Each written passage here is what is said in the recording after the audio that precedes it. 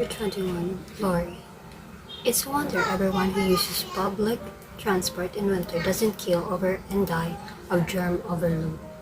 In the last 10 minutes, I've been coughed on and sneezed at, and if the woman in front of me shakes her dandruff my way again, I might just dose her into the dregs of the lukewarm coffee that I'm no longer able to drink because it's full of her scalp. I'm so tired I couldn't sleep right here on the top deck of this swaying, ramp-full bus. Thank God I finally finished work for Christmas because I don't think my brain or my body could withstand even one more shift behind that awful hotel reception desk. It might be festooned with garlands and pretty lights on the customer side, but step behind the curtain and it's a soulless hellhole. I'm practically asleep even when I'm awake. I'm loosely planning to hibernate until next year once I get home to the nostalgic familiarity of my parents' house tomorrow. There's something soothingly time-warpish about leaving London for an interlude of sedate Midlands village life in my childhood bedroom, even if not all of my childhood memories are happy ones. Even the closest of families have their tragedies, and it's fair to say that ours came nearly and cut deep. I won't dwell though, because Christmas should be a time of hope and love, and most appealing of all at this very moment, sleep. Sleep, punctuated by bouts of competitive eating with my brother Daryl and his girlfriend Anna, and the whole gamut of cheesy Christmas movies. Because how could you ever be too tired to watch some hapless guy standing out in the cold and hold up signs silently declaring to his best friend's wife that his wasted heart will always love her? Though, is that romance? I'm not so sure. I mean, it is kind of is, in a small C way, but it's also being the shittiest friend on the planet. I've given up worrying about the germs in here because I've undoubtedly ingested enough to kill me if they're going to, so I lean my forehead against the steamy window and watch Camden High Street slide by in a glitter of Christmas lights and bright, foggy shop windows selling everything from leather jackets to tackle London souvenirs. It's barely 4 in the afternoon, yet already it's dusk over London. I don't think it got properly light at all day. My reflection tells me that I should probably pull the tacky halo of tinsel from my hair that my cow of a manager made me wear, because I look like I'm trying out for Angel Gabriel in the primary school nativity, but I find that I really can't be bothered. No one else on this bus could care less. Not the damp, unraked man next to me taking up more than his half of the seat as he dozes over yesterday's paper, nor the bunch of school kids shouting across each other on the back seats, and certainly not Dandruff Woman in front of me with her flashing snowflake earrings.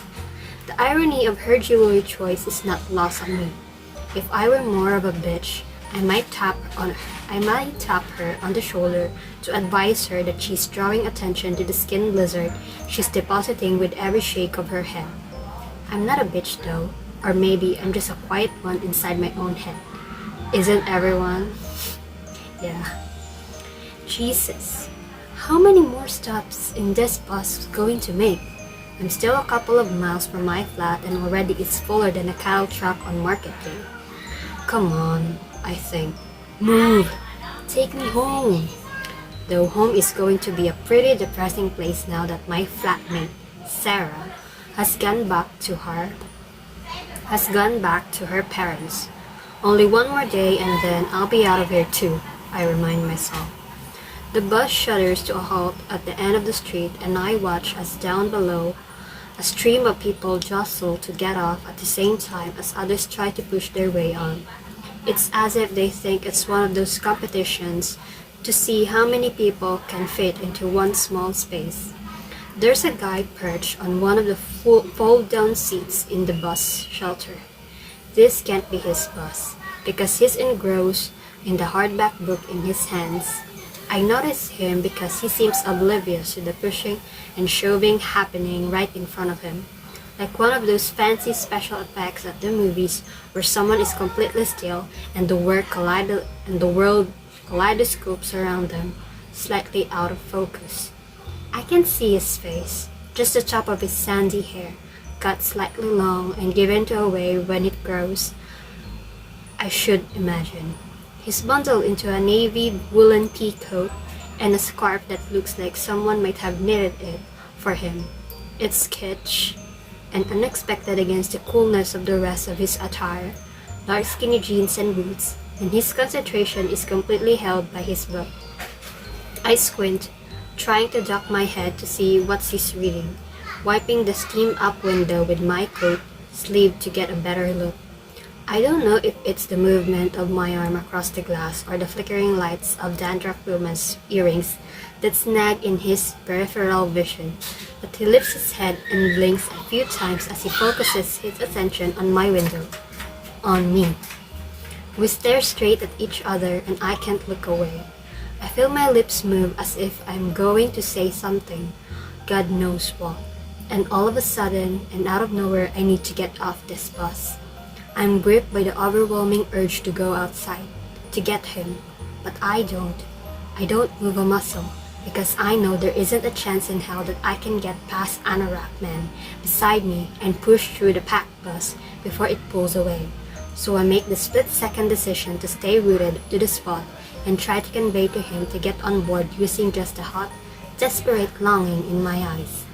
He's not a film star good-looking or classically perfect, but there is an air of preppy disheveledness and an earnest who me charm about him that captivates me.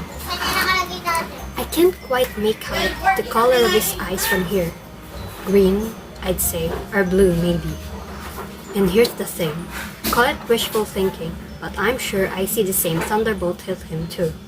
As if an invisible fork of lightning has inexplicably joined us together. Recognition, naked electric shock in his rounded eyes. He does something close to an incredulous double take, the kind of thing you might do when you coincidentally spot your oldest and best friend who haven't seen for ages and you can actually believe they're there. It's a look of, hello you, and oh my god, it's you, and I can't believe how good it is to see you, all in one.